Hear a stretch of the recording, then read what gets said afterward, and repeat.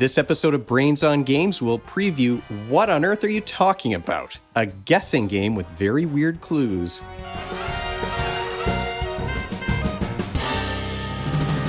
Welcome to Brains on Games. I'm Dr. Brian McDonald. In this episode, we're going to talk about What on Earth Are You Talking About?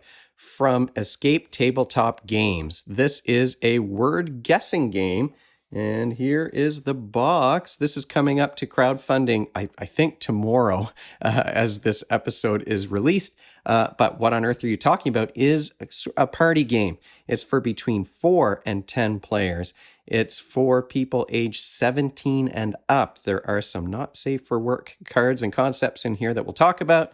And games play in 15 to 45 minutes, depending on the number of players. Let's take a deeper look at What on Earth Are You Talking About? What on Earth Are You Talking About is a light guessing game. So what you're trying to do is be the first human player to guess these concepts that are being described by aliens. So it's a light game. You earn points by being the first one to guess. And if you're one of the alien players, you can earn a point by being the best clue giver. So the way that this works, it's sort of a semi-cooperative game where two players are going to be competing against one another as the humans who are trying to guess some phrase that the aliens are going to try to explain to them. All of the aliens are sitting around those humans working together to give the best clues, but they're very limited in the way that they can do that.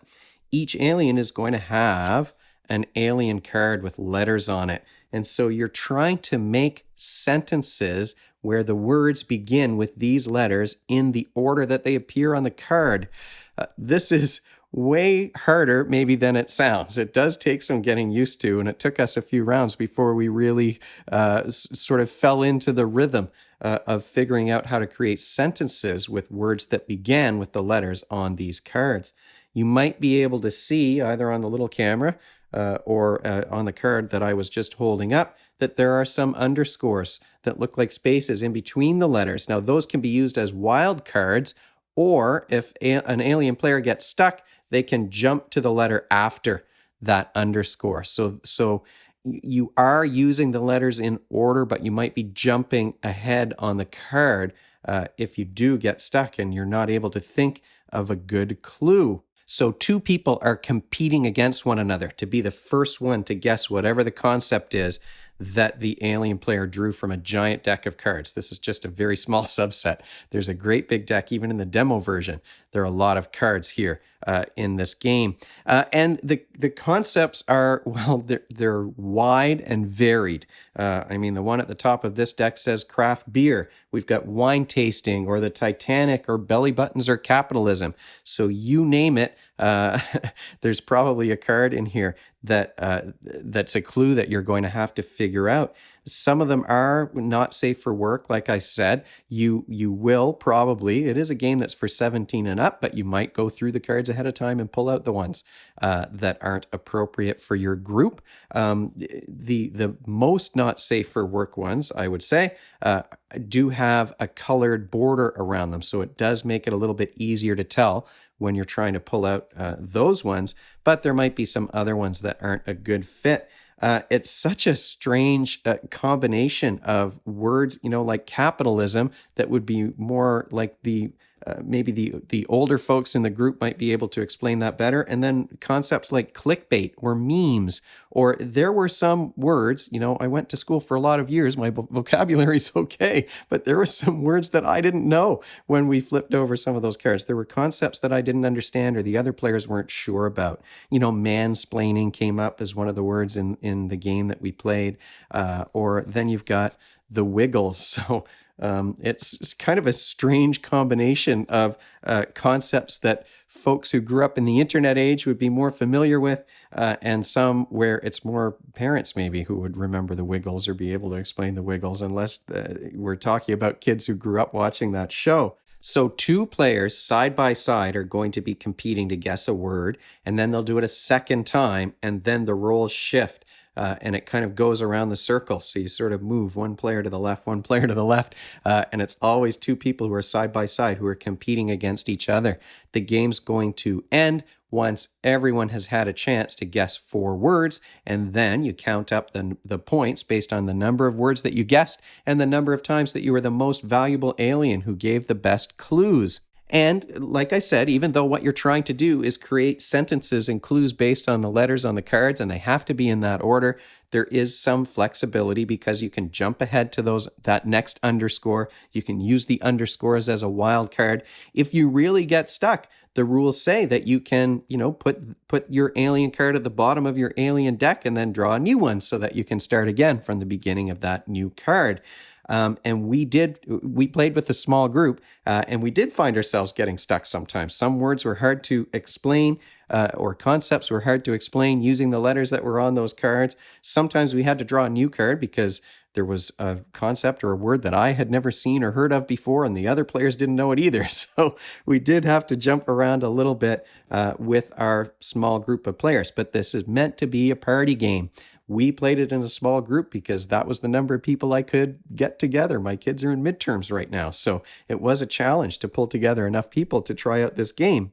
But with a large number of people, you're going to have a bunch of ideas about how to explain these words. You're going to have multiple alien cards, so there will be different letters in those clues that you're able to give.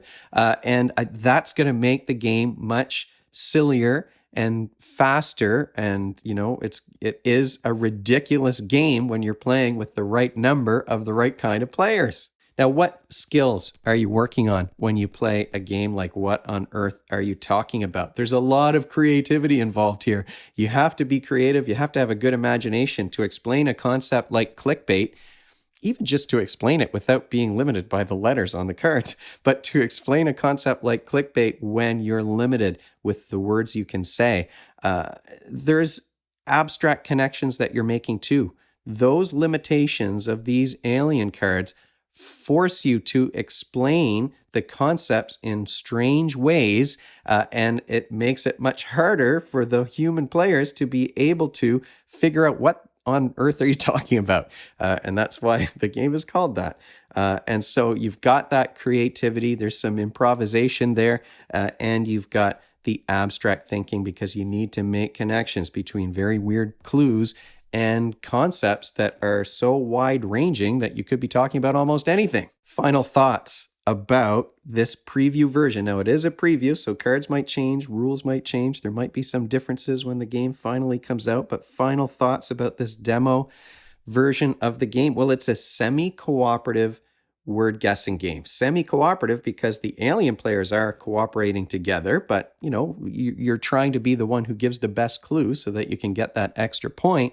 And the human players are just competing against one other person at a time. So it's a neat combination of cooperating and competition.